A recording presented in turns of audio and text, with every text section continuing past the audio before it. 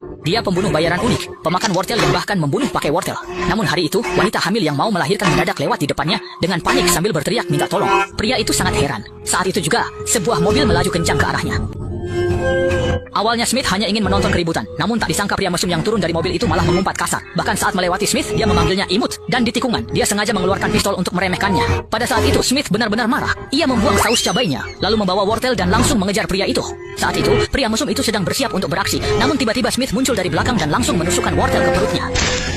Namun tepat pada saat itu, sekelompok orang bergegas masuk dari luar pintu, dan jelas target mereka adalah wanita hamil itu. Smith menyuruh wanita itu sembunyi, lalu berguling menabrak tong minyak. Ia bangkit, berlari kencang, meluncur di atas tumpahan oli, dan menembak mati dua pembunuh. Setelah berdiri, ia menembak mobil di depan, mematahkan kaki meja, lalu melompati meja untuk menerobos jendela.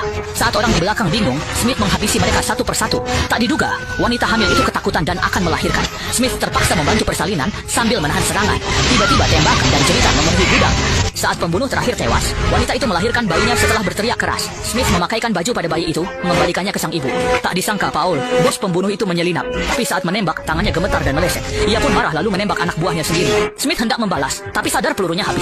Terpaksa, dia gendong ibu dan anak itu pergi bersembunyi. Bayi menangis, ia pun membuka baju wanita itu untuk menyusui lalu menghadang pengejar. Paul mengikuti jejak darah dan menemukan mereka. Saat ia menodongkan senjata, Smith melompat, merebut pistolnya, dan bertanya alasannya mengejar. Paul menghindar dan mengalihkan pembicaraan demi mengulur waktu. Benar saja, tak lama kemudian anak buah Paul pun datang. Lalu ia memberitahu Smith bahwa pistol itu membutuhkan identifikasi sidik jari agar bisa digunakan, jadi orang lain sama sekali tidak bisa menembakkannya. Namun sebelum sempat merasa puas, ia langsung dipukul wajahnya oleh lawan. Smith terpaksa balik ke si wanita, menggendongnya lalu lari ke lorong. Namun siapa sangka saat melarikan diri, wanita itu malah tertembak. Melihat para pembunuh di bawah sudah mengejar, Smith pun berniat pergi sendirian. Namun saat mendengar tangisan anak itu, ia tak tega dan kembali lagi untuk membawanya. Tak disangka di depan atap ternyata ada celah selebar 10 meter.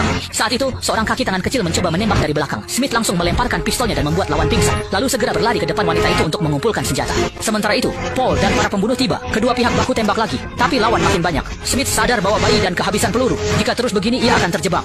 Maka ia menembaki papan lampu di seberang, hanya menyisakan satu slogan. Lalu ia berlari ke seberang lorong. Paul gagal menembaknya dan hanya melihat Smith melompat ke gedung seberang. Kesal, Paul menembak papan lampu untuk meluapkan emosi. Kini permusuhan mereka tak terelakkan. Meski lolos, Smith bingung. Walau pembunuh hebat, dia buta soal merawat bayi. Tangisan bayi itu membuat orang-orang menoleh. Merasa diawasi oleh pria berjas, ia segera bersembunyi di dalam toilet gereja. Sambil makan wortel, pistolnya tak sengaja jatuh ke toilet. Ia pun terpaksa mengambil dan membongkar komponen pistol itu untuk mengeringkannya. Saat pria berjas tiba di gereja, Smith segera memasang kembali magasinnya. Begitu mendengar suara di balik pintu, ia langsung mengangkat senjata dan melepaskan tembakan ke arah luar. Ternyata malah macet. Mendengarnya, pria berjas langsung masuk. Smith ke pintu, mematikan listrik dengan wortel, lalu menyergap pria berjas itu dari belakang. Pintu terbuka, cahaya masuk. Smith mendorongnya ke mesin pengering, lalu menempelkan tangan lawan ke lubang udara. Karena panas,